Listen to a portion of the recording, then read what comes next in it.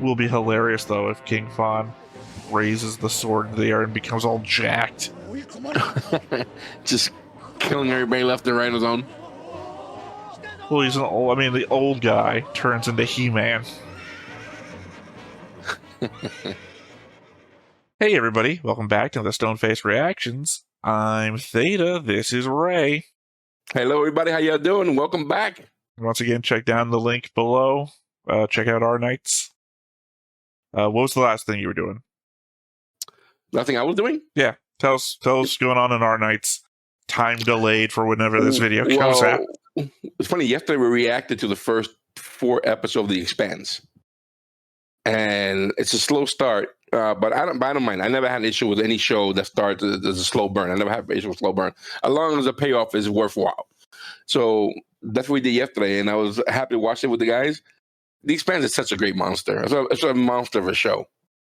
So good. So that's what we're up to right now, and hopefully the first episode of that will be dropping next week.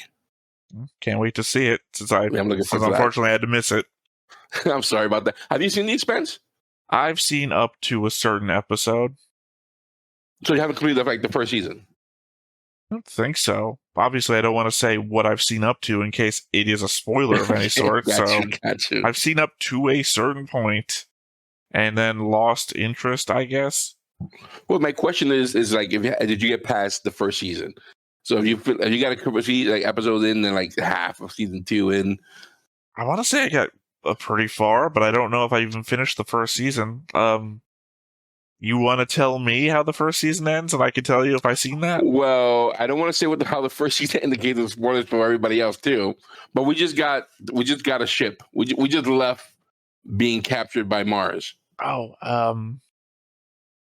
it's the name of Don Quixote's horse. Yes, the Rosinante. Yeah, Rosinante. Kind of that. Excellent ship. So, and it got really, the 4th episode got super, super action packed. So the guys were eating it up. So it was fun. Minus Julian, because Julian wasn't able to make it, and he had some issues he had to take care of. Ah, okay. But that's our nights. When we can't make it together, you get 4 of us, it's like a blessing. It doesn't happen all the time. So, well, there you go. That's the advertisement for the channel then. Thank you guys. You come join us. You're gonna like it, especially if you love sci-fi. All right, so I guess preface this here, because normally I would come with all of my notes and everything for the last few episodes. For reasons, it's been busy all around. I only have notes for episode 4. So the thing I would normally do then is after that I would take notes from episode 5 to whatever we get done with today. I feel like there's going to be an oddity in that we're going to get new information here. So whatever questions I might have had from episode 5 might get answered. So the block of notes that I will come back with next time is just going to be an oddity, and we'll deal with that when we deal with that. Sounds good. But yeah, normally come back with a board, we come back with notes. So let's go ahead and jump into the board. And with the board comes the board changelog, where I added King Kadomos the 7th and connected him with a green line to Jebra. Added Princess Fianna and connected her with a blue line to King Fawn. I added King Kanan and connected him with a green line to King Fawn and a red line to Emperor Beld. I added the Lord of the Forest and Udine to the Spirits section. I added a red line between Carla and Fianna, and I connected the parties line to Carla with a red line. Okay. Again, this is only representative up to episode 4. Okay. And I guess unlisted in the board changelog is I added a question mark to Commodus. Sorry, I keep on saying Commodus. Like, is the Kadomos?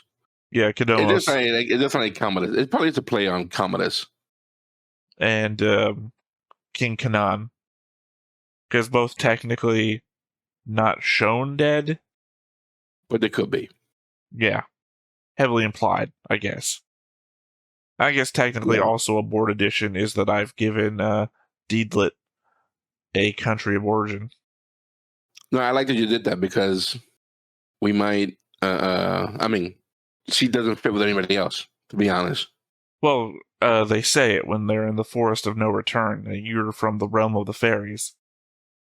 Well, that's a realm. Yep. Yep. All right. Any notes, comments, anything about the board? No, I think you did a good job here. I'm always impressed how you pull these off and how well you do these. Well, thank you. No, Appreciate it. It looks good. It looks very good. When I first saw it, when you first showed me this, I was overwhelmed. Now that I'm looking at it, I see the how helpful this is and how well you put it together. Well, I mean, if you always need to remember who a character is, having this off to the side, it's like, oh, I remember that face, and that face belongs to.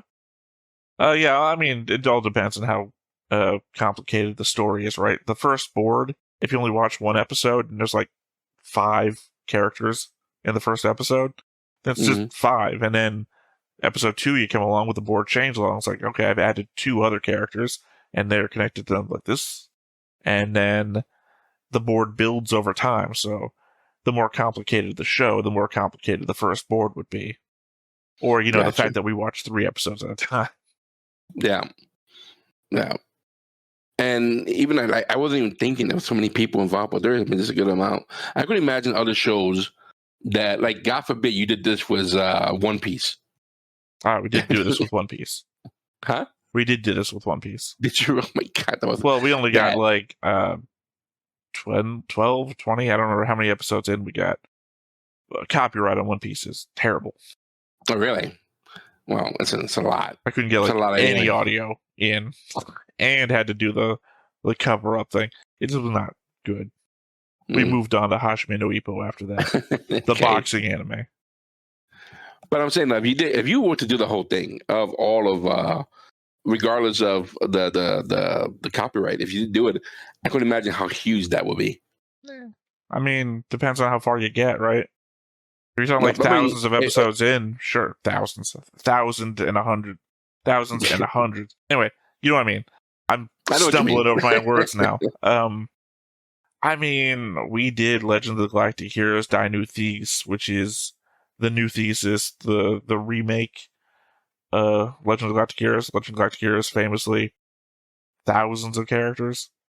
All right, well, that was the board and a little extra. So let's go into notes.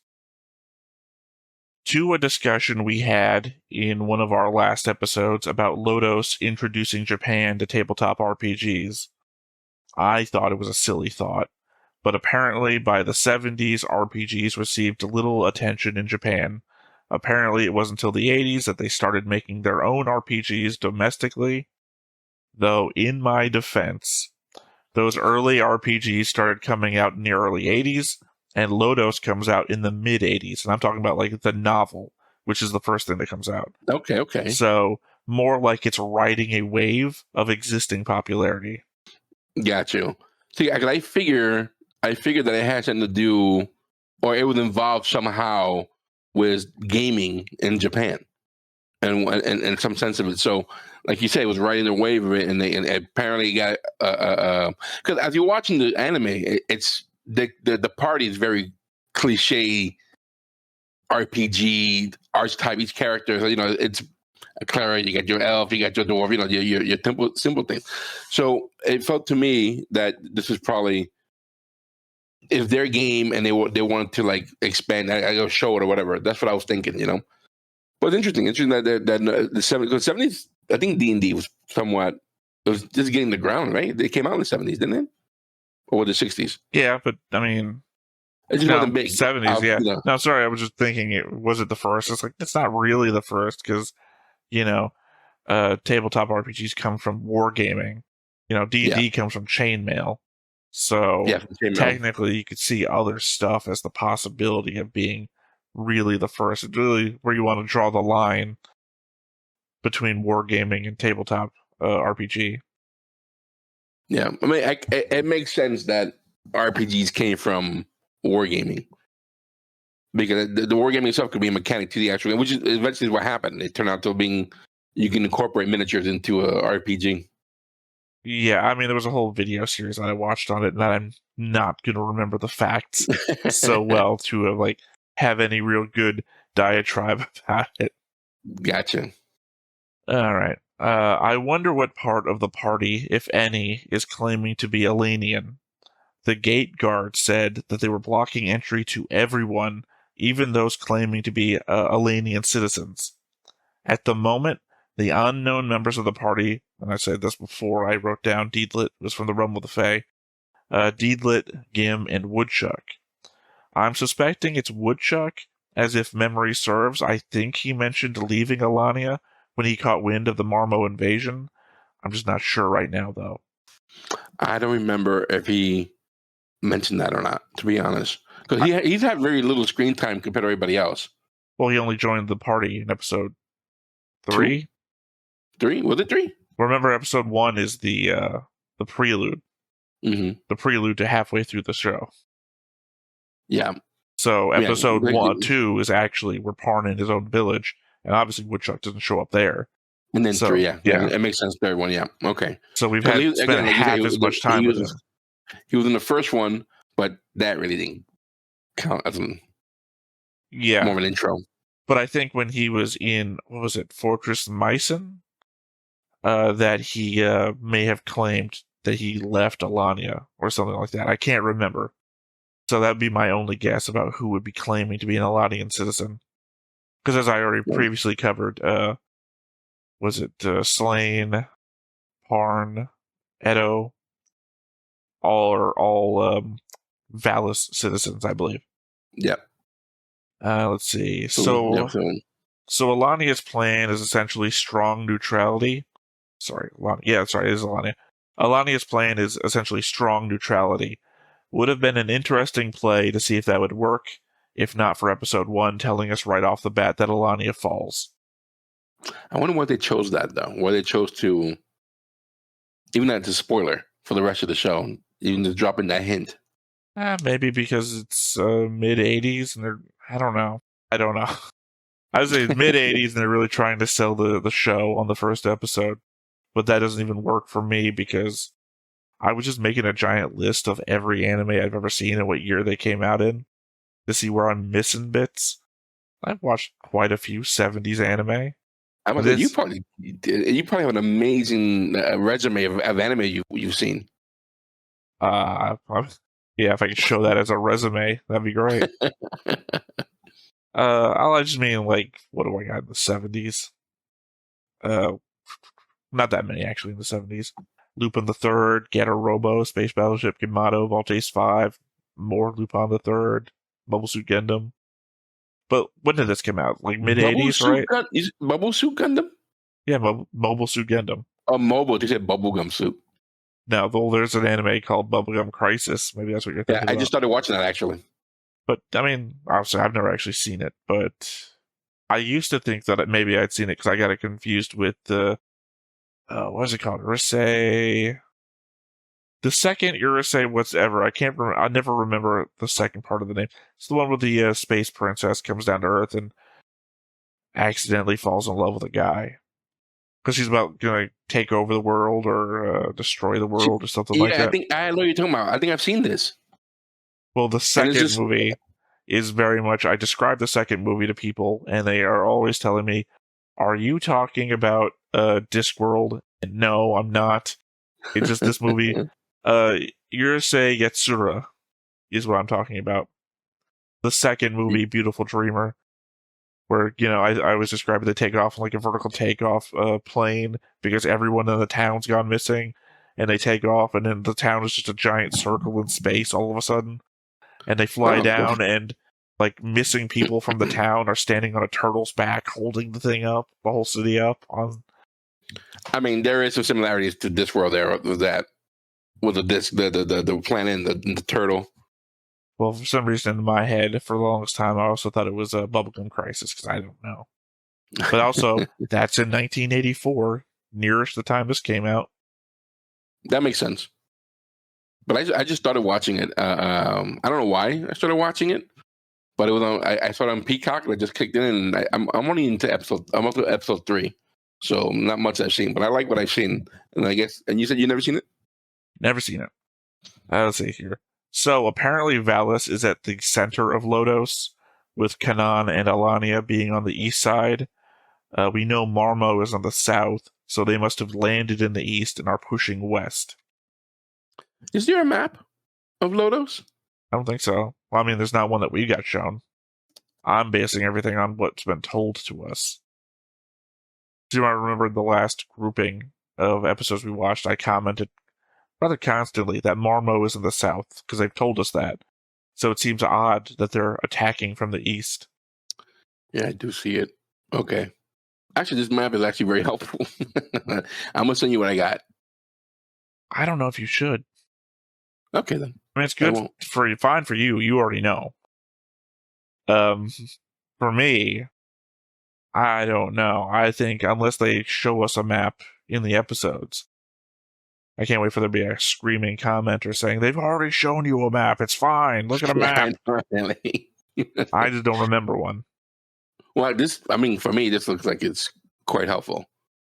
But well, here's the thing. Remember, this is only 12 episodes. But I think the conceit is that we said we would watch the next thing, which is the longer version of this. The 27 episode version where we're not going to just skip content. Yeah. So they might cover that stuff there. Right. Essentially, I feel like we're watching the crib notes first, and then we're going to go watch the actual thing. Let's see.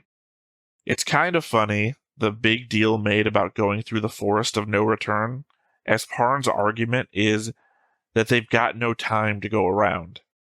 Funny because of the fact that we will be jumping all over the place timeline-wise over the next few episodes, skipping over large portions of the travel story to just go where the set pieces are happening.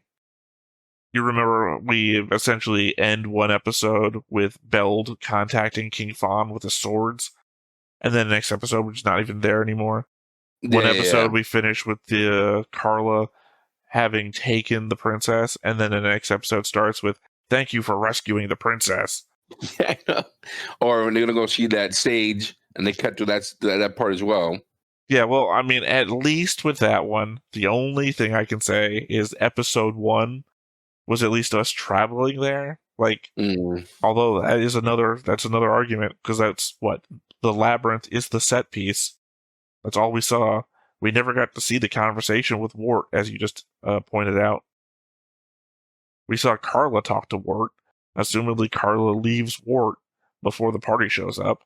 But then again, even after they get out of the labyrinth, they still have to climb up a mountain and up a tower. Yeah, they didn't. Yeah, stuff I guess we'll see in the other show.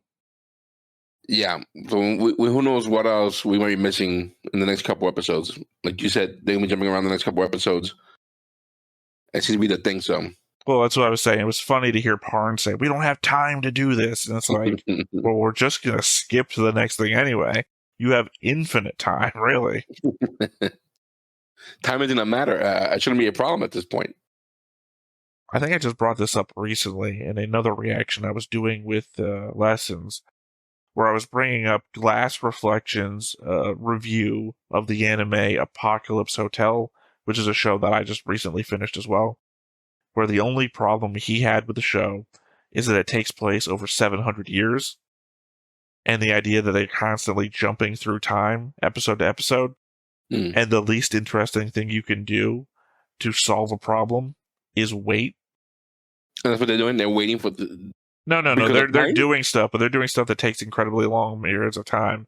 Like, we have to figure out how to craft alcohol. So, they build an entire farm. They build an entire place to do all the stuff in. And then when one of the aliens comes back to Earth, and they're like, "Oh yeah, we've whatever you call it, where you let the alcohol sit for a long period of time to ferment and whatnot." To ferment, okay. Yeah, we've done all this over the last 50 years, and it's like, oh, this is all in one episode, by the way, where you're not being implied that time is going by, but sometimes you just start the next episode, and it's been 100 years since the last episode. Do you think it's a cultural thing? Like you and I were not Japanese, but if you're Japanese, that's the norm. Like that's something that's normal. That type of storytelling. No. I don't know, because it's not prevalent. or prevalent, or however the word is said. No, you're right. You're right. I just mean it's not the normal thing in a lot of shows. I think if it was a social norm, it would be in a lot more stuff. No, that makes more sense because it does happen, but yeah, it doesn't happen as often as you think. It's just that when it does happen, you're like, you jarred a little bit. You're like, I mean, okay, to be fair, it's not a. I wouldn't not understand it happening. Like there used to be that list before Batman v Superman came out, among like the 10 ways Batman could beat Superman, and then the 1,000 ways Superman could beat Batman, and like. Right after right fist, left fist was fly into space and wait 100 years. Yeah. Those are always for sure. But just saying, waiting is the least interesting way to solve a problem. Yeah. All right. In the Forest of No Return, time passes more slowly than in the normal world. Slane says that if they don't leave soon, they'll begin to age. That seems like an odd statement, and I think I called that out in the original reaction as well. Normally in stories like this, when the person emerges from the land of the Fae, they emerge to find the world has changed because time has passed them by. People out of time, essentially. Slane is making the claim that since they are not of this realm, and time passes faster for them in the outside, they would age faster here. And again, that just seems odd to me. I wonder if that was a loss of translation type of thing, since you said it. Well, they write it that way in the subtitles. And I know, but the subtitles I mean, when I rewatch in English. So they say that in English. The subtitles are being translated by a different group than the people that are doing the voice acting work, the dubbing. Gotcha. So two different people have translated it to mean the same thing. Could it be the fact that maybe since they're not from the forest, as opposed to anybody who lives in the forest or is from the forest, if you're out there, you're being affected by it? You know what I mean? Like, in other words, because they're not from the forest, they're traveling through it, they're going to be affected by the time. It doesn't make sense. To be honest with you, it doesn't make sense. I'm trying to figure out why would he make that comment if it's going to affect them. But you're right. It doesn't make sense. If they're going to come out, everything else should have changed except for them. I'm just thinking about the ways that I would look at this if I was doing anything creative. As I said, typically the thing is that when you go into the realm of the Fae, like in other media and whatnot, if the Fae time runs differently, you would leave and you would find a different world. Medieval peasant goes into the land of the Fae, comes out in modern age, right? Because time goes by faster on the outside. I would think that if you were trying to establish that time passes for you in the way that you're used to experiencing it, and time goes slower in there, that things that are in there would just move faster. And you would be in slow motion to them because or vice versa. You know what I'm saying? You would keep your time frame, and then they would keep theirs. So I guess conceivably they would be moving slower, and you would be moving incredibly fast. So you would have no interaction level. Not some Indiana Jones you drank from the wrong cup move. Because not for nothing, the humans don't age super fast. Like Slane says, oh, it's gonna be a problem. Yeah, it's. I do find it weird that he said that. Doesn't seem like we're ever going back, so it's not really gonna matter. Just thought it was an oddity. But the forest did affect them. Noting age, they were definitely. Don't you worry. My next 3 notes we're still in the forest. If the Forest of No Return shows you exactly what you want to see, like Parn and his father, why is Woodchuck's thing gold dust? Why not coins or solid gold anything? Why dust? Could that be maybe a low self-esteem thing that Woodchuck is facing, that he's dealing with? That he so devalues himself that his highest goal is to seal the dust of gold? And then he was running away, right? Like he ended up running away. Oh no, he runs away because the gold dust, he scoops it up, turns into mud. Because that's the trap. It's an illusion. Yeah, I don't know. Because if you look at Gim, his vision was also different. Well, his vision was of Lelia. Yeah. And then, again, that's literally my next note, too. But you're good at parsing what my next note's going to be before I get there. But I'm indicating now that Gim is looking for Lelia. He sees Lelia. Parn is all about his father chasing after his father. He literally sees his father's back. You know? Woodchuck sees gold dust. Yeah, I'm not commenting on the fact that Woodchuck, the thief, wants gold. I'm asking, why not? Why doesn't he see gold coins everywhere? Why doesn't he see gold statues? He sees dust. The least convenient way to steal gold. Yeah, I don't know. I don't know. And so is the forest supposed to just show you what you want to make you stay there? I'm inferring. No, it does not try to make you. I think it's trying to make you feel things because you know what Deedlit says, don't feel anything. Yeah, because I'm wondering if the forest is trying to keep you in the forest, or are they trying to scare you away? It's not trying to scare you away. It's the forest of no return. As they say, just outside. Have you ever heard the stories of anybody leaving this forest? And also, it attacks you with tree branches. So why would they go here? Why didn't they go around? Because they don't have time, as per the previous note that we just read. Yeah, no, it's crazy. It is crazy. But yeah, why would they show?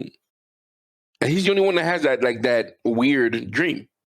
No, but technically they're all illusions. No, but I'm saying they were all somewhat positive, except for Woodchuck, because the guy got to see his father. Were they positive? Well, what do you think? As Parn's father walking away from him because Parn's chasing after him. So, but Lelia is also a vision of her being trapped in the tree branches too, and the circlet. Again, I'm getting to that one next, but that's not a positive. Is what I'm trying to imply. Yeah, I don't know. I don't know why he gave him that information. Maybe we're going to learn more about Woodchuck as the episodes appear. We don't know much about him. I'm just more hung up on the element that it's dust. The least convenient way to steal gold. Again, you drop a bag of gold dust, it goes everywhere. You drop a bag of coins, you got a couple of coins to pick up. Maybe he's not a good thief. Well, we saw him locked up when we first saw him. I guess that's proof. All right, well, moving on to that Gim one that I told you was next. Guess I was wrong about Gim's backstory as an adventurer, as he came into contact with Nis after he was in a mining accident. So, stereotypical dwarf. Either way, he knows about Lelia being taken by the mask, as we both see in his flashback of it, as well as the illusion given to him in the Forest of No Return. The forest shows him the circlet interposed with Lelia being restrained, and in his story, we see a gray-faced ghost wearing the circlet flying towards Lelia. The question that lingers in my head is how he knows about the circlet. According to his own story, Nis left the temple to take care of him, and Lelia stayed behind offering him prayers, meaning he was never there at the temple to see any of that. For him, Nis's daughter just went missing without him seeing anything. So he never got to see Leah before? Not according to his story. Again, Nis left the temple to take care of him. Lelia, we saw, was at the temple. But my indication isn't that he never saw Lelia. I think there's probably a dozen loopholes where, Lelia left the temple, saw him, and then went back to the temple.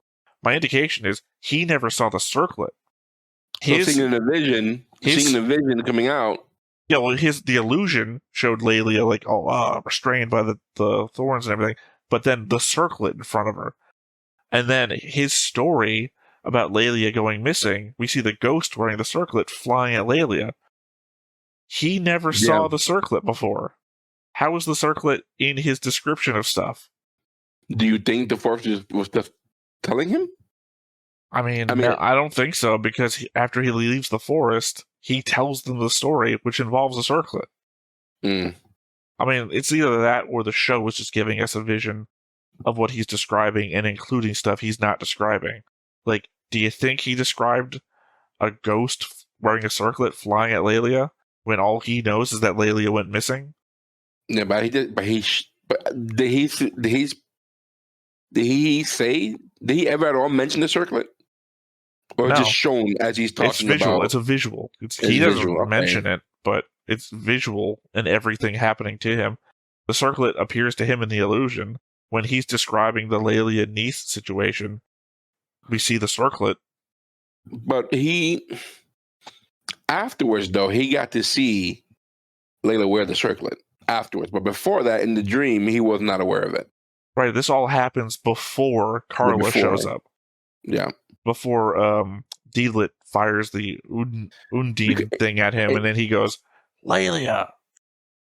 Well, in his dream in the forest, that circlet was very prominent in that vision of his.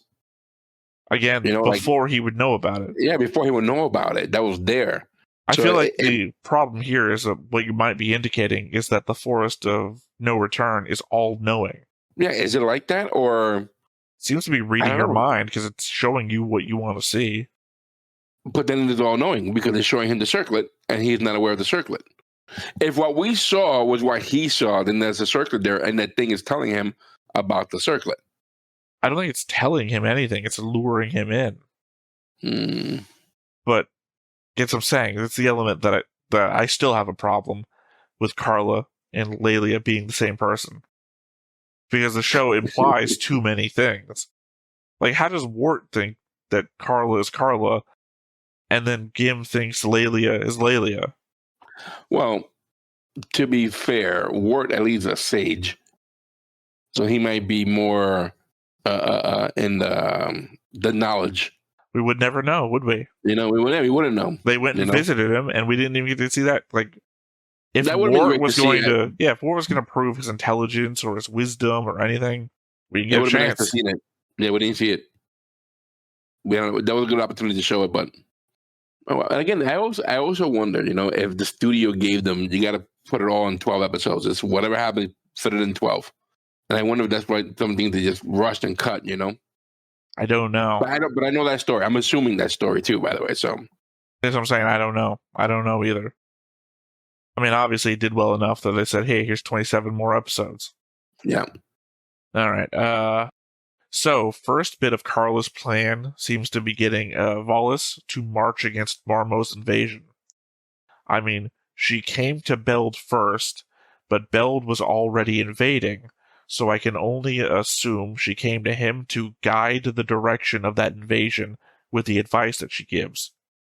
Then she hassles the princess on the road to encourage the king to move against Marmo, as she says, though even then, she says the princess's disappearance would cause that. Then she doesn't take her away and lets Parn's group rescue her. So what she tells the princess isn't the thing that she does. Well, I wonder though, I just wonder if the simple act alone of kidnapping her was enough to start a war. I mean, they feel like they were already going to be at war. There's going to be a war, but I think to get the urgency behind Valis to be involved by taking the princess. The end of the next episode is Beld appearing outside of that castle, contacting King Fawn with a sword. So if she had done nothing, this is an Indiana Jones situation. If he had done nothing, the story would have been the same. It would have been the same, I know. But again, that's why I also wrote down that the fact she goes to Beld first, and it maybe through her advice, she's directing, where Ashram brings the armies or where Beld should attack next.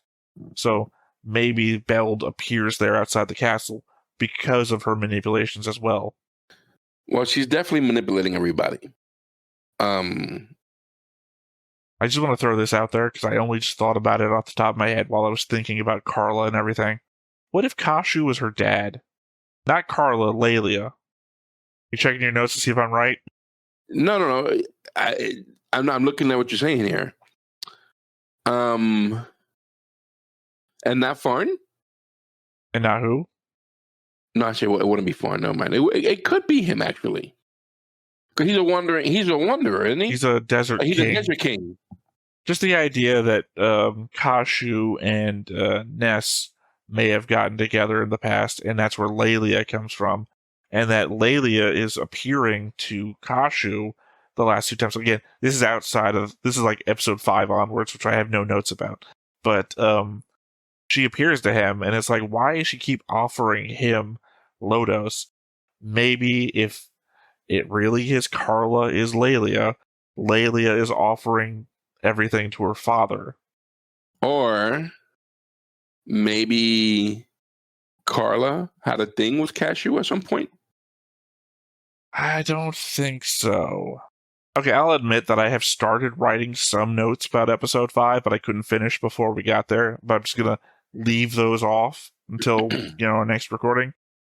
One of those covers the fact that at the end of episode 4, actually, I do have a note about it. So I guess it's been 30 years since Beld and Fawn were adventurous together, as he implies he hasn't forgotten him all that time. Of course, this info is mixed with what we find out later in episode 5, which I haven't taken notes on yet, so we'll probably clear that up later when we get back to that. Just read that note to get it out of the way. The element, it's been 30 years. Kashu doesn't seem that old. Well, maybe you're right. I would possibility. I read the note because to imply it's been 30 years, but I mean, Beld and Fawn are human. Right, at least they look like it. Now, Fawn looks like he could have been an adventurer 30 years ago. He looks like, what, 70? Would you say? He looks a lot older. The white hair doesn't do him any favors. I guess Beld could look that way too, but Kashu looks like 30 years ago he would have been a teenager. Yeah. And how old would Carla have been? And then look at Wart. Just you have to remember, it seemed like what Wart said back in episode 1 was that, like, what I was judging to be, was he, like, in love with Carla? Wart? Yeah. Well, because the things that he said seemed like the way that a hero would regard a princess that he's trying to keep safe. But then you find out Carla was a member of the adventuring party. Well, do we know how... I'm not realizing that my problem might be the fact that I'm judging this on Wart's age and Fawn's age to Carla's age, and not the representation that Carla is Lelia's body, and Lelia is younger. Like. We have no idea what Carla looks like then. I would assume like Lelia, because Wart confused Carla for Lelia. And technically, we did see at the end of episode 4 when Gim is saying Lelia, and there's like the flashing of Carla's face, and then I guess another face that's supposed to be Lelia's. But this is kind of like 80s anime, so it's hard to tell that there's a difference between these two things. Well, if they did show it, then I didn't notice. That's for sure. Well, again, that's the benefit of doing the rewatch, to take notes and everything, is stuff that I'm just like laughing at or talking over during the first reaction. I get the chance to go back and see things that I missed. Understood. Yeah, but that's interesting though. I mean, it's interesting that I like the idea about Cashew and Carla either being a daughter, father, or being possible, which again, it will explain why she's offering the kingdom to them. But at the same time, it could be her just, again, trying to manipulate him, and he knows the game. I guess, but she's not. I guess she could be doing multiple angles. It's just that she's not doing that to anybody else. But he's also like the king of the desert. Like, I don't think he's your typical type of king. You know what I mean? Like, he's out there roaming out there, and I'm assuming this is what we're talking about. He's out there in the desert, has his people out there. And maybe because of how harsh living in the desert is, that kingdom out there, his life, the way he looks at life is not, But just the idea, she came to him twice, once in a forest, and then once in the castle, saying, I can give you everything. Lodoss could be yours. And it's like, she's not even, technically, she's not approaching Beld that way. She's like, I can help you. But she's like going directly to Kashu, this could all be yours. But I think Beld is easy to manipulate because she knows what he wants. As a Cashew don't seem to be ambitious in that sense. We don't really know. You're saying he's not like a traditional king? I think maybe he is. He's just like king of nomads. There's like no... Well, I don't know. We don't know anything about his kingdom. We don't have no idea. I'm assuming. Well, I'm thinking something wild, like something nomadic, something like if you watch Game of Thrones, something like the Dothraki, something like that. Well, I mean, they're basically And based on Mongolians. Mongolians and whatnot. So if I just wonder if that had to do with the way they deal with life on a regular basis, as opposed to Bell. Again, Bell, he wants what he wants is out there. He wants to take over. He wants to conquer. So it may be easier to manipulate him, which is why she's right there. Like, she appears to him. She is at court with him. You don't see her showing up to fun. Well, I mean, yeah, but she shows up to Kashu. But I also think he's not a major player yet. Like, he's like the right hand of King Fawn right now. I know that. I think I'm just. We don't know what her motivations was. Yeah, no, that was my guess. Yeah, that's what we're trying to. Yeah, that was my guess, that Lelia is actually his daughter, and some element of Lelia is breaking through Carla to offer him everything. That would be funny if it is not funny. Interesting if Layla is his daughter, and she's appearing to him as Layla. And that's done by design. That she picked her body. Oh, you mean the element that we can't tell the difference between what Lelia and Carla looks like, and that's a thing that's actually being shown, and we're just like, what the fuck is going on? I mean, yeah, I don't know. That would be both funny and infuriating. It will be. Like, if you come to me and you come in as my missing daughter, and you offer me, that's. No, I mean infuriating from the element that we couldn't visually tell the difference. Oh. That was literally in our faces and we couldn't tell. I don't know. I'm still half on board with the circlet is Marfa thing that I said back in like episode 2 or 3. That she's actually the good guy and being shown to be a bad guy. Or, the goddess of light. Well, I only have one note left, and this might tie into that, So when Beld's other right-hand man starts getting all philosophical about the pointlessness of ruling land, and when everyone withers and dies, he seems to be put into submission by the dark dragon that we saw before. And this guy calls out the name of Cardis as the one doing it to him. And you might notice I put Cardis ? Under the dark dragon portrait. Cardis being the dead goddess of destruction. So either the dragon is Cardis, not actually dead, or in possession of the body of the dragon. Or this guy is just wrong. Could that be the name of the dragon? The name of the dragon and an old dead god? Especially when Cardis, or not Cardis, what was the other one? Phalaris used a dragon. Although that would be very confusing given the fact that the opening montage shows a humanoid person wielding a spear being Cardis, and Cardis actually being the dragon in the tapestry, would just be weird. It would certainly be misdirection at the slightest. No, I don't know. I don't have any. My notes are definitely not on any of those. Sorry, did you say it's definitely not any of those? No, I didn't say that. I said I'm not sure of any of those. I don't have it in my notes. I don't have any notes on any of those. All right, well, those are all of my notes. Do you have anything else you want to add before we get to anything? That's actually a recap. Excellent. Well, recap of one episode out of 3. As I said, we'll get to the other ones. But I guess all that said then, nothing left to do but to hop on into it. But before we get started, make sure that you hit the like button, hit that subscribe button, comment down below to feed that algorithm. On top of all that, if you want to watch more shows like this, unfiltered, uncensored, and uncut, as well as some early access stuff, you can check it out over on the Patreon. It's just $5 a month, but hey, no pressure. There's zero pressure in order to do that. It's just a little bit of extra support, and it would be greatly appreciated.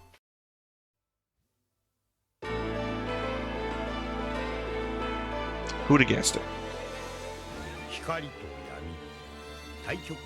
Look, I do all my edits back to back. I heard myself say "who'd have guessed it" 3 times in a row, so I figured might as well get this joke going. Continue, right? You can make a shirt of it. Yeah, real short, because it's "who'd have guessed it." I think it's second. 12 who'd have guessed it's in a row.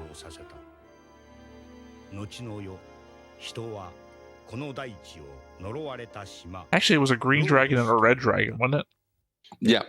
So it And then- couldn't and have the been the black one. First one, the first episode, they were fighting a green dragon. No. I'm talking about in the No, the The, last one is the black dragon, right? The last one, what we talking about is the black dragon. yeah, but Was no, it I'm talking painted in the. I want to keep saying manuscript. That's not the right word. In the The prologue. painting. Yes, it's a green and red dragon. Which is the dragon that we talked about earlier. Was a black one. As Curtis is the black one. Right, so it couldn't be the one in that image. Then the dragon that comes up here is green too, right? No, we don't know. Is that a black dragon? Yeah. That would also be on top of Wart's castle, wouldn't it?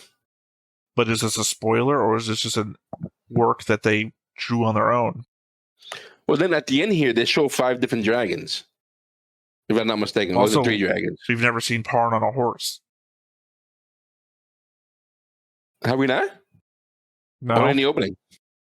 Well, I mean, yeah, not before now. There's 1, 2, 3. There's 5 dragons here. And the black one's right in the middle. It's a flight of dragons. Well, it's just my thing. When I was taking my brief amount of notes for episode 5, I was like, ooh, should I put a purple arrow between Deedlit and Parn? Purple being romance on the board. I don't know. It looks like she's in love with him, but I don't know if He's in love with Parn feels Kashu. the same way.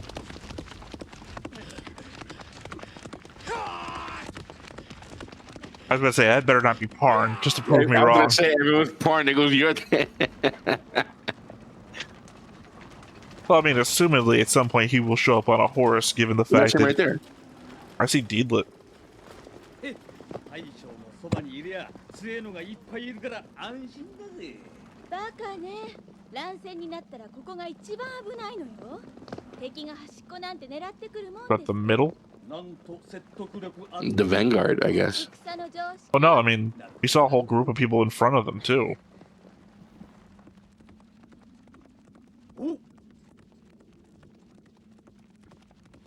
Oh, yeah. Aim for right around the king. 申し上げます。現在、歌集隊、妖魔兵団の奇襲に苦戦中。何とぞ援軍を。敵本体の姿を。今だ。ベルトめ、魔物を盾に使うか。妖魔兵団か。ベルドは魔物を手足のように使うわ。その数は何千とも何万とも。 Yeah, we did see from last episode, he does have human soldiers, too.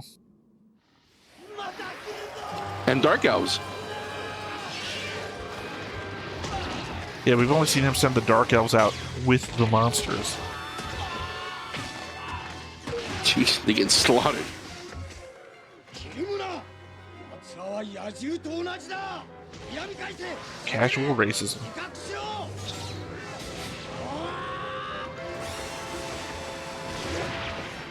Oh, this guy's back to die again. They died 4 or 5 times.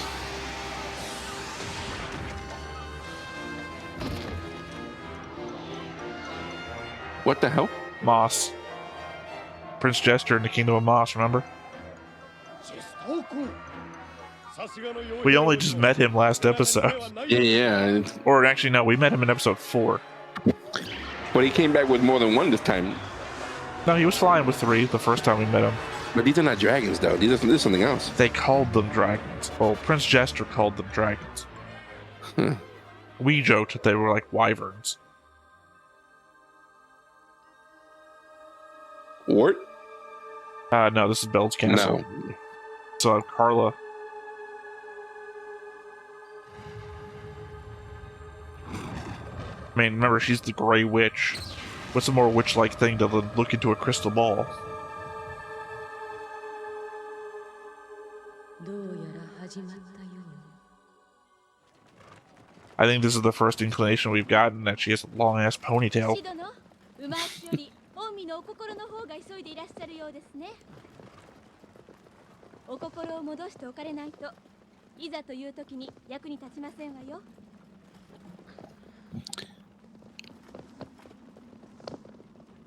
Yeah, she's flirting, bro. I don't think he realized that she's flirting. No, I just had no idea who the hell this guy was grinning at. Was he grinning at Parn, or was he grinning at Deedlit? I think it was that Parn. どうしますか。このまま行かせれば合流され面倒なことになるのは必死です。獲物は狩り場に追い込むのが常識。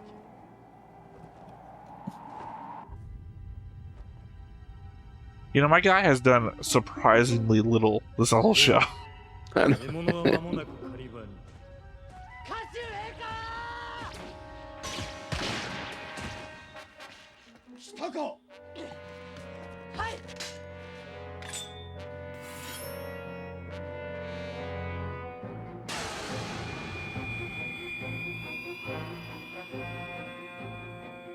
Interesting.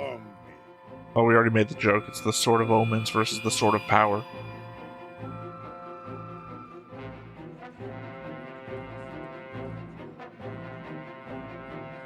Will be hilarious though if King Fawn raises the sword in the air and becomes all jacked.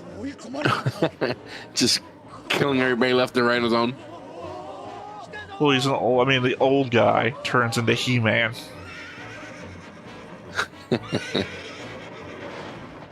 Here we go. This face-off gonna happen now? Well, I mean, to my theories, they're not the actual villain and bad guys. They're just backdrop. Can't wait to read that in English. Just some guy in the background going, "God damn!"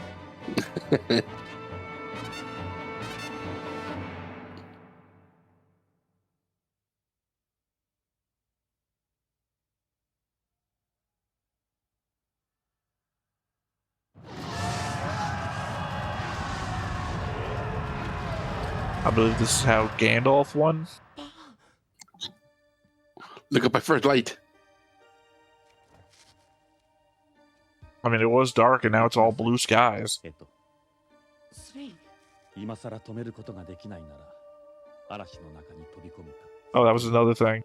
二つに一つ。 If I should add a purple arrow between Eto and the princess. 今は Very much seemed like she was hitting on him.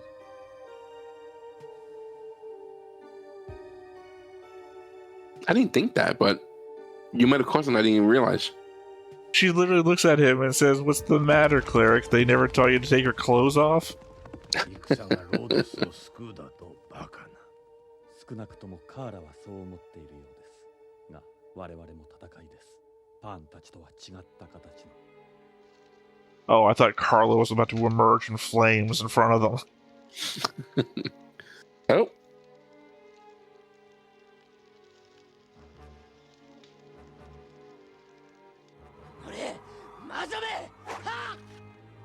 ファーン陛下は私を切れと申され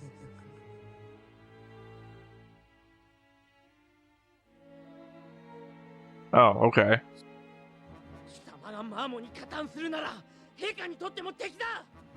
ならばバリスに寝返ろうか。何？私はどちらでもよいのだ。 That's what I'm saying. They're all just backdrop to this other thing that's happening.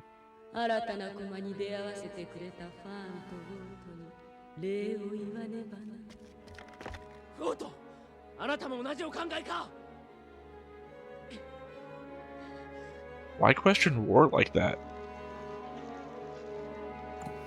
Because the implication would be that if it was true, then Fawn would think the same thing too. 若者ならあるいは。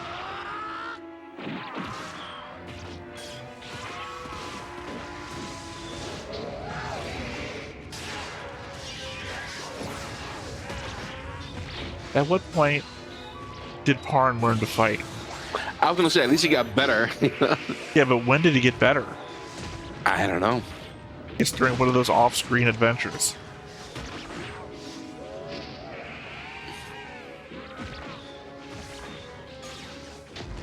I mean, he's been fighting every time. Has he been winning? Maybe not all the time, but Has he? mm, He fought in the goblin attack. Then he failed to. Well, he only just barely pulled his sword against 分かっております。 Carla. And then it's implied that he swung at Carlette Wart's place and failed to do anything there. Well, now he's going to have to fight Ashram. He's right in front of him. I guess here we're going to find out if we can fight. What do you mean it's him? How do you even know who this guy? Oh, that's right. You saw him at Fortress Mycen.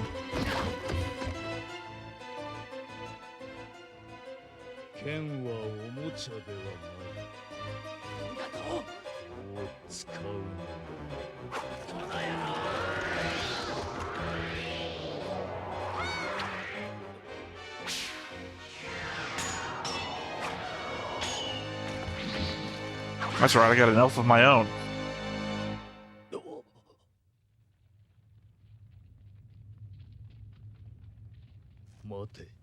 I cannot believe this is the second character I've been drawn as who's had the same arc going for them.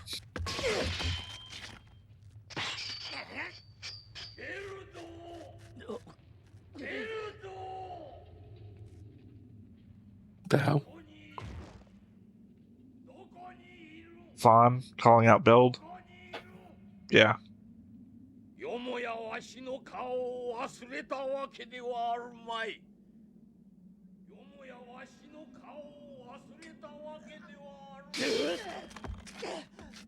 Yeah, remember Ashram, bodyguard is part of your duty. Pawn was losing that fight, as far as I'm concerned. He cut Ashram. He was distracted. There's no... I just don't get how Parn stands up to anybody right now. We've never seen him get any real training, and he's failed to do anything in every other scene we've seen him in. We saw him do training once with Gim, and even then it was disastrous. Oh, I was going to say with Jebra. But he also got his ass kicked by Jebra.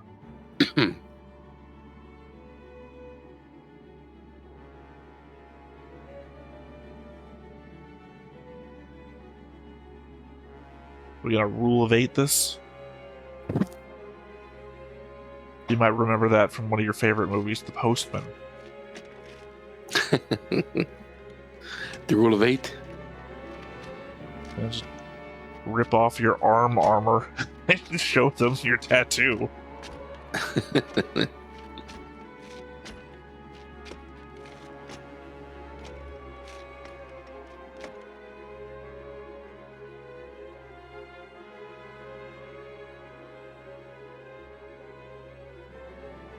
Oh, that's the princess. I kept getting confused. Is that Nessa? No, it's Princess Fiona. No, that was, she got kidnapped. Not Nessa. Who was the one that was kidnapped? Lelia. Isn't that the princess? No, Not the Lelia princess. is Nessa's daughter. That game. Do you remember the Princess Fiona got kidnapped and then immediately rescued off screen? Yeah.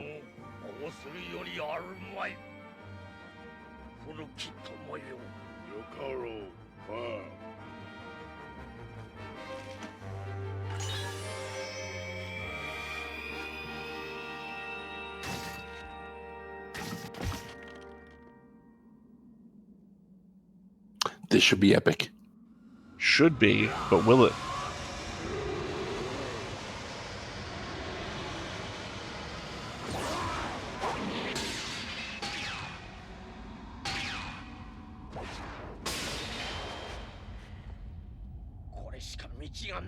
I mean, I'm expecting interference.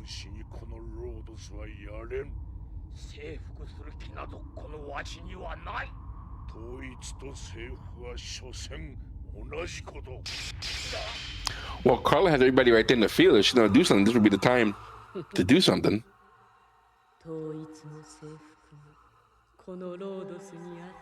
Destroyed.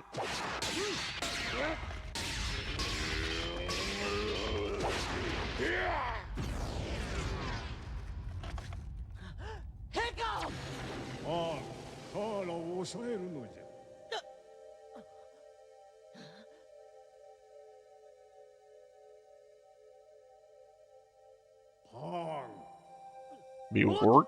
Yeah. But who else would be giving cosmic advice? この戦いが終わってもあの女がいる限りロードスは安らぎを得られん。何？カーラはそれがロードスのためと信じていた。かし今はカーラを倒せばこの戦いをやめさせられるというのか。 Well, I mean, maybe not this war. わしにもわからんが、この先の悲劇はおそらく。悲劇？どういうことだ？カーラはもう己を人と思うておらん。それが500年にわたって少しずつあの女の計りを狂わせ始めている。Alright, so that's not his daughter. Implying that the Carla Yeah. that he knew wasn't even Carla. 大きな災いに見舞われるかもしれん。それを止められるのは。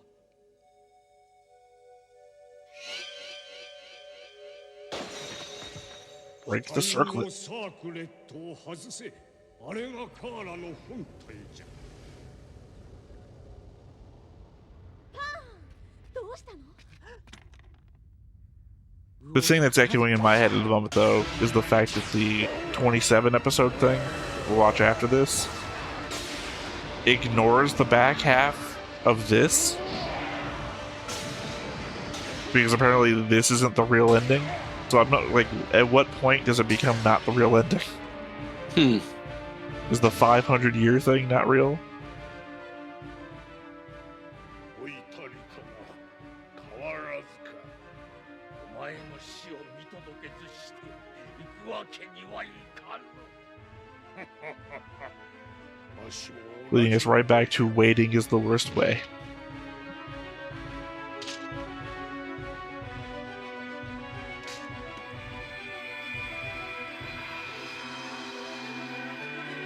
I wonder what power those swords have.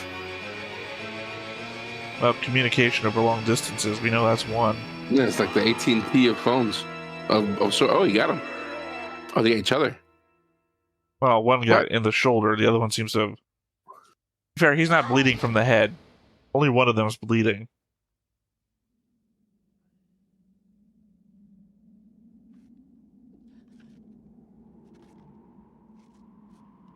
Yeah, you didn't cut him in the head.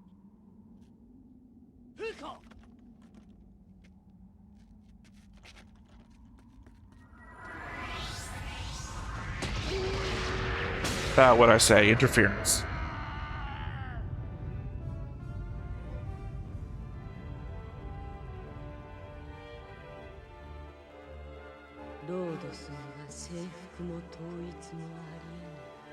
Chaos? You know Chaos Route? Chaos. Also, way to go, Ashram. Good job bodyguarding. Well, I don't think he can do anything about this. Jesus Christ, she is making sure he's dead. So Kafan just had to get swiped up once. Irrevocably dead. No lightning necessary. Bell, spear of Longinus through his chest. God has hit him with lightning. And then a tornado for good measure.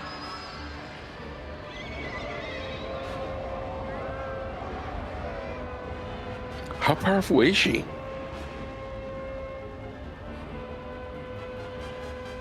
I mean, 500 years old. Oh, is he taking the sword?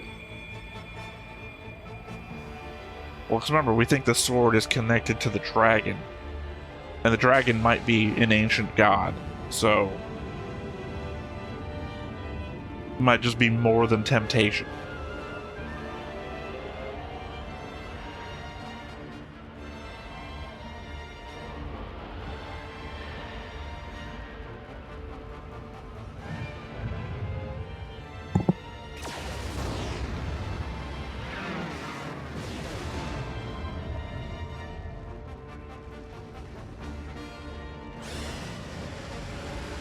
He's just waking up shit. Well, because he also seems to be, like, under that dragon's control, too. I think we've replaced Bell for Cardis.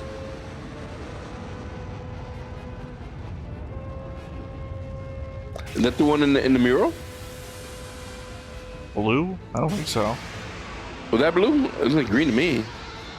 Looked blue to me. Who the hell knows, though? How many men are colorblind?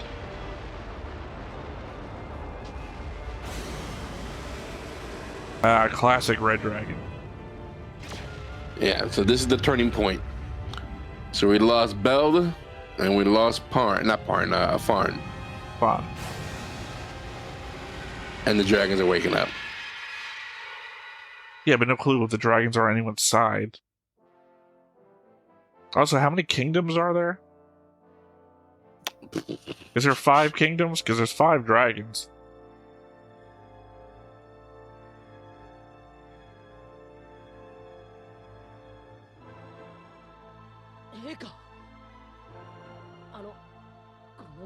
Yeah, I think there's 5. 死者はロードスの大地に返す。これが基地の定めだ。これが戦なのだ。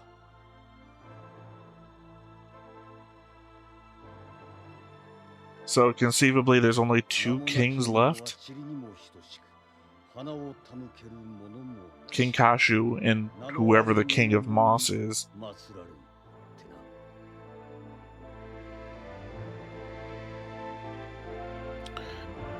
な。Well, will Ashram though? Now that he has the sword and everything, will he declare himself To be a seen. lord? To be seen, because it's only the other guy, the other right-hand man of Beld. これは息子がくれたお守りです。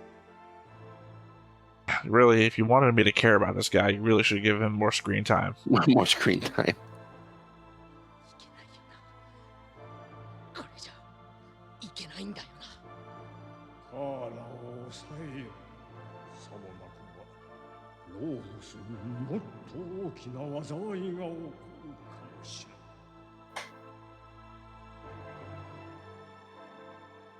戦いは何も生まなかった。戦いは誰も救えはしなかった。それでも今は戦わねばならない。類々たる屍を前に少年は魔女カーラとの対決を決意した。 Who he already this episode we got to see could not slice her once. I wonder why Ward said, "You know what? Parn's the guy." After what Parn have shown. 俺たちはカーラとの対決に向かう。想像を絶する魔力を前に決意を秘めた義務の叫びはレイディアの心を呼び起こすか。次回ロードス当選記第8話戦士のレクイエム。ロードスの平和は俺が守る。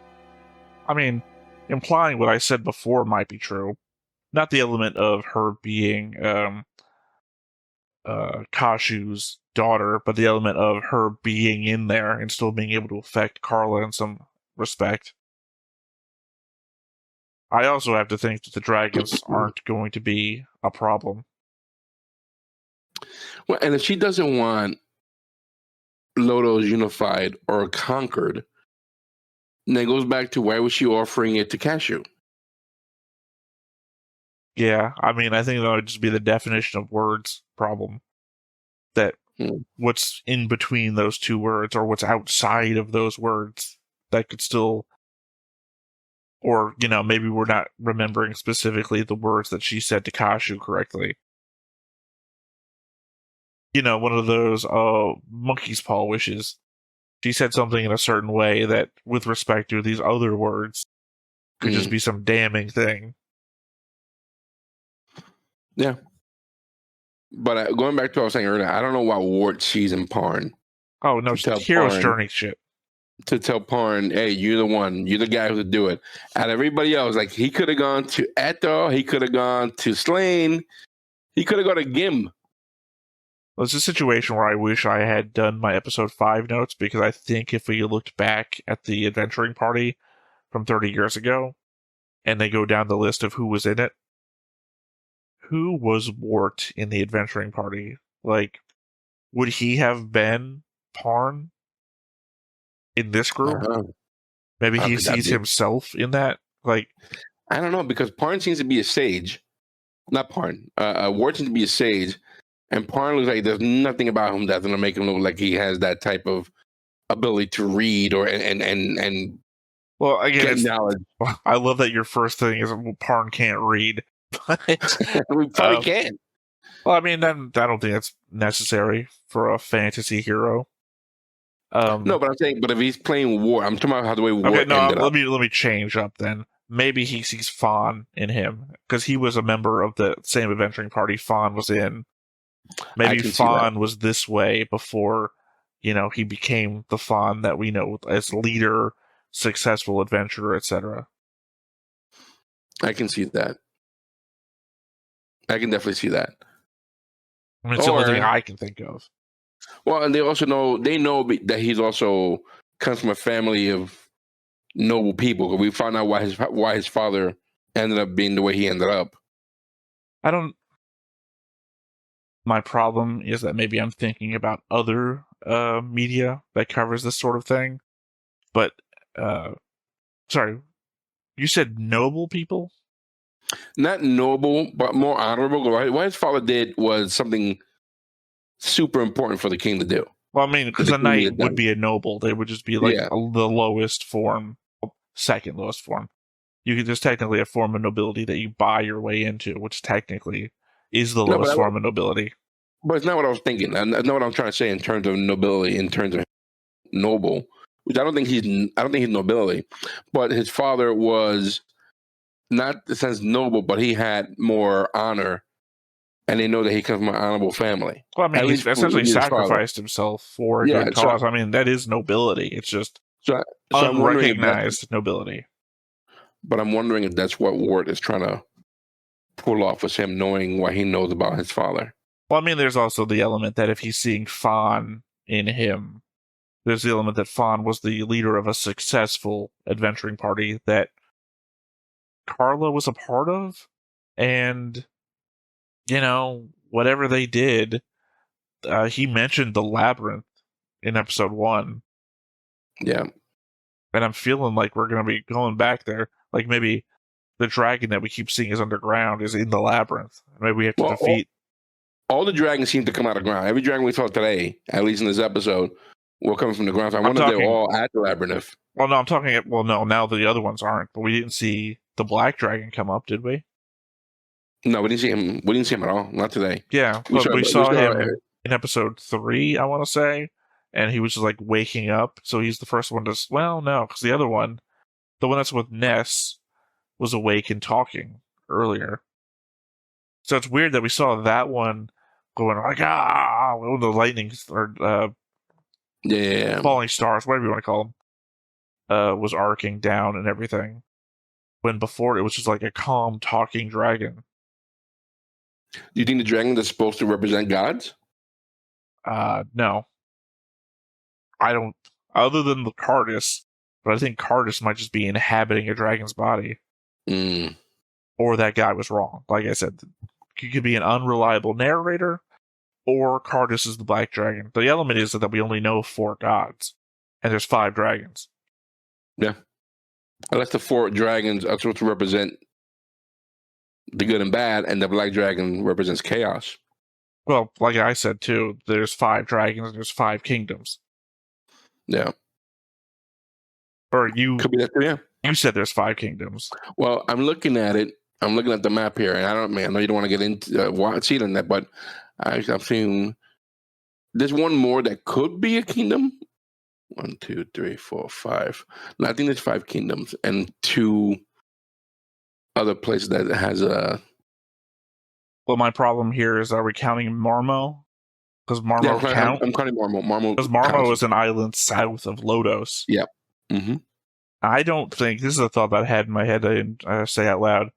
I don't know that when we first see Beld, that they're in Marmo. We don't know. First time, but he seems to be in the first time we saw him. He seems to be in some type of throne room. Right. But think about it. The first time we see him is also like all these dead bodies leading up the stairwell to that throne room. Does not seem more likely, given what we saw in episode 4 in oh god, where was the kingdom of this guy's in? Blue. Kenan. When we see him sitting on the throne in Kenan, just pouring out the drink and everything, that he just marched his way up there, killing people on his path, and is sitting in somebody else's throne room. Like, that could be the throne room of Alania, for all we know. Especially given the way the show likes to, like, jump forwards and back in time to tell us stuff. Yeah, it could be. It could be either or, any one of those two. But definitely something whatever he took over, was a city, a kingdom that fell. We know that, like you said, that Alani has fallen. Cannon, we know, has fallen. The next thing will be Valis. But we just pretty much had a stalemate almost. Well, Valis hasn't fallen, but the king has fallen because we see because we look back to the princess, and I assume she's in Valis. So, but yeah, so is Beld. So there's no telling if Ashram takes the army and marches on Valis or consolidates his own power back in Marmo. Well, he took the sword, and I think the sword is symbolic of some type of leadership with these people. What was last episode's name? I swear it was sword related. Or was it this episode's name? The War Heroes? The Sword of the Dark Emperor. That's what it's called? Mm-hmm. That's episode 6. That's what we showed before. Last episode. And this episode is called The War of the Heroes. Mm-hmm. All right. I thought it had some other name to it or something. For some reason, I thought it was like the Sword of the Dark Dragon or something. So if it was the Sword of the Dark Dragon, then it's like, okay, it'd be tied to the Dark Dragon. The only reason I brought up that I thought that the place that we saw Beld in first might not have been Marmo is because after the camera pans down, we see that the dragon is underneath wherever that is. And that would do something towards, like, explaining that the dragons would be in every kingdom underneath the castle or something, and that would be some sort of setup. But I guess that doesn't work, because that would imply one of the kingdoms is sitting over a lake, and the other one's kingdom is sitting on top of a volcano. That doesn't seem like it would be the case. Well, I was hoping to see Parn pick up the sword that Fawn dropped, but he didn't do that, did he? Did Kashu? Did anybody?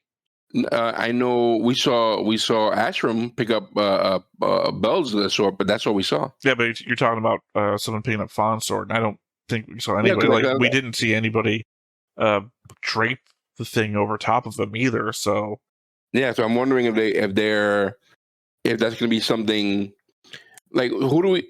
Is the princess going to take over the kingdom? I mean, that probably should be the case, right? There, right? She goes from princess to queen. Yeah. And actually, I could see her giving the sword to Parn if he's going to go on this mission. If nobody picked it up, though. Here's the thing: and for all we know, Fawn is holding the sword underneath the cape, just like that, in burial mode. Yeah, it could be, but we probably won't find out the 2 episodes later. Well, the problem is we can find out next episode because time skips are abound. Yeah, we'll either find out that they buried him with it, which is to say they left him on the field with it clutched in his hands. And it's going to be, how do we defeat Carla? We need the sword. Let's go back for the sword. Oh, no, it's missing. We have to... But then again, I would say go on an adventure, but the fact is we've only got so many episodes left. There's 5 episodes left. Yeah, that I don't feel like we got the time to do that unless we spend an entire episode doing it. God knows what we're going to spend time on, episode-wise. We'll probably see him next episode with the sword. Yeah, it's going to be that, the whole thing go back with it, or... it's just going to turn up, and we're like, how the hell did it get back here? Everything just winds up back here again. The princess and now the sword. Yeah, I mean, I don't know. And to your question, how much power does Carla have? As much as the story needs, I guess. Yeah, because she just had a whirlwind going on, a tornado going on. People were being thrown across the battlefield. Yeah, very weird tornado. Picked up both armies, but somehow left Ashram and the corpses of Beld and Fawn alone. Yeah, right? Maybe it's just maybe a real sarcastic brain that I have. There would have been a scene like, anyone seeing the king's body? It got swept out. Yeah, it's over there on the rocks. Somebody going to get it down? But I did think we're going to have like a mirror image of him picking up the sword and Ashram picking up the sword, but we didn't get that. Well, see, I don't like that from the element that it makes Parn on level with Ashram, which he hasn't been. He hasn't been, but I think the anime is trying to go in that direction as though they're nemesis and stuff. Yeah, The problem is they're giving him a skill set he hasn't had yet. Like, we already saw him swinging his way through the army just fine, even though we've never seen him level up from the guy who couldn't take on Gim. It's funny, I just had this conversation the other day, Star Wars related, because I have a complaint about when I'm watching Macross Delta, which is like the last of the Macross line of shows, that the character never gets a skill up, right? He just goes from a guy who doesn't want to train and is relatively bad at flying a jet fighter to a guy who's fighting the best on the other side. And the thing I was going to was that Luke Skywalker in Star Wars, movie you already seen, no spoilers here, the very first movie, he goes from moisture farmer on Tatooine, and they put him in an X-Wing to go against the Death Star with nothing in between. He is just in one scene wearing a pilot's outfit, getting into an X-Wing. There's been no scenes in the entire movie explaining that he can pilot an X-Wing. Meanwhile, Han Solo can fly, and he's helping out, but he gets the crap, he gets the crappy end of things. Does he? Yeah, listen, I was watching it. That was one of my complaints about it. It's like, oh, I know. I remember your complaints. It's just I disagreed with them. So now, why is Han being treated this way? He helped out. Huh? Because he's greedy. They're in it for the philosophy and the belief, and he's in it for all the gold he can carry in a ship. But that's how he got in the first place. He still helped out. Yeah, I mean, technically he didn't. Technically he ran away and then came back at the most opportune moment.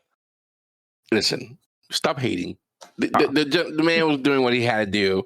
He did a great. Luke Skywalker in the hand, like you said, no skill, just get on that boat and see what you can do. Yeah. Yeah. I mean, I don't say I'm hating. I think I'm just calling it like it is. I mean, let's not forget that he was also, they made it to the Death Star. I'm just saying, if you were in the middle of a fight, right? If you were in the middle of a fight and you start getting your ass kicked and your friend ran away, and then, 5 minutes into the fight, you're bleeding on the ground, and then he just runs up and sucker punches the guy in the back of the head, you'd be like, oh, thanks, man, but why the fuck did you run away? I wouldn't have been down here if you'd been helping me the whole time. I just feel like that's a certain point of view. Well, do you feel that Luke Skywalker and Parn are on the same boat where no training, but somehow they're like the best fighters? No, they're not on the same ground at all. Luke Skywalker has the Force. Parn is just some guy who I guess maybe Wart is seeing like has the power of destiny behind him or something, but that's not like a thing. If you're destined to succeed, you're just going to succeed. I also think that Parn is probably uncorruptible. Like, I don't think Parn will probably wants to be, rich or a king or anything like that. He's not looking. It don't seem like he's looking for power as much as he's looking for honor. I don't know. That's not a descriptor I think I would ever think to even think of for Parn. Is he uncorruptible? He seems like he has desires. He has desires to do good or to do the right thing. It feels that way. Matter of fact, I wouldn't even say a desire. It's more like a passion of his. He just runs head into things to make, as long as it's a good cause. And I think that maybe, maybe I'm just throwing extra things on him that shouldn't be. But that may be one of the reasons why Wart might see him as being, like he said, the savior, the guy, you're the one. Well, I'm thinking the Forest of No Return, where he sees his father, which implies that he has a desire or a need to either live up to his father's image or, fix his father's image or be good in his father's eyes. There's so many things you can see into that. Or also the way he looks at Kashu during the dance. He has a need to be justified in the eyes of others, which is a venue for corruption. Yeah, but I don't think he would. Like, if Carla came to him and offered him something, I don't think he would take it. Even if he didn't know, let's say if Carla came to him at the very beginning, where we don't know what her motivations are. Now we kind of do, but we don't know her motivations from the get. He doesn't know her motivation from the get go. Offering him like the sword or whatever, the kingdom of whatever it is. I don't think he would do that. I don't feel like he would be the guy. So I wonder if that's one of the reasons why Ward sees him as being the guy, as opposed to other people. Definitely not. Well, my problem is that those are children's stories. Authors was the word coming in my mouth. Offers. Like, you don't come to the main hero of the show with, like, I can give you the kingdom. You got, again, you don't get corrupted all in one go. It's a path. I assume that if we learn the story of Beld, hopefully, it's not that Beld picked up the sword and was instantly corrupted into a villain from that day forward. It would be, he picked up the sword, and it slowly made him do things that were easily explainable as things that a good person should do, but were the harshest, most draconian forms of it, until slowly he became this tyrant that he is now. Like, you don't offer Parn, oh, I can give you this thing, and this will by your own incorruptible nature, will be able to rule a country. Ha ha ha, you monkey's pawed it. Now you've taken the kingdom away from the people that rightfully deserved it. It's like, no, you don't do it in one go. Although, this show, we don't have the time.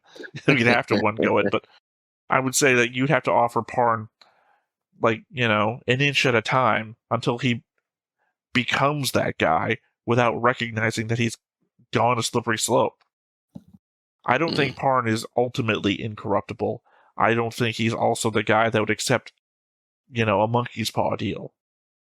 I could save everyone if I kill one innocent girl. I don't, Parn isn't going to pull the... I can't remember the name of the story. There's a really good story about the hell that is Utopia. That Utopia formed on the back of one person suffering. If only one person has to suffer so that everybody else can live in paradise, is that the trade-off that you're willing to make? Gotcha. I was just trying to figure out exactly why is he considered the chosen one, because I haven't seen anything. I just think it's normal hero's journey stuff. Yeah, I guess it is. All right, well, cool. Final thought? No, love it. We got to see 2 major deaths in this episode, and see what happens from here on. All right. Well, that said, once again, I've been Theta. This is Beret. We Stone Face Reactions, and we'll catch you next time. Bye-bye. See you guys. Take care. Hey everybody, thanks for watching another Stone Face Reactions. If you have an idea of another video we could go ahead and watch, go ahead and put it in the comments down below and we'll add it to the wheel. Be sure to like, comment, and subscribe, and let us know what you thought about this video, what parts you liked. And until then, we'll see you next time. Is this too goofy?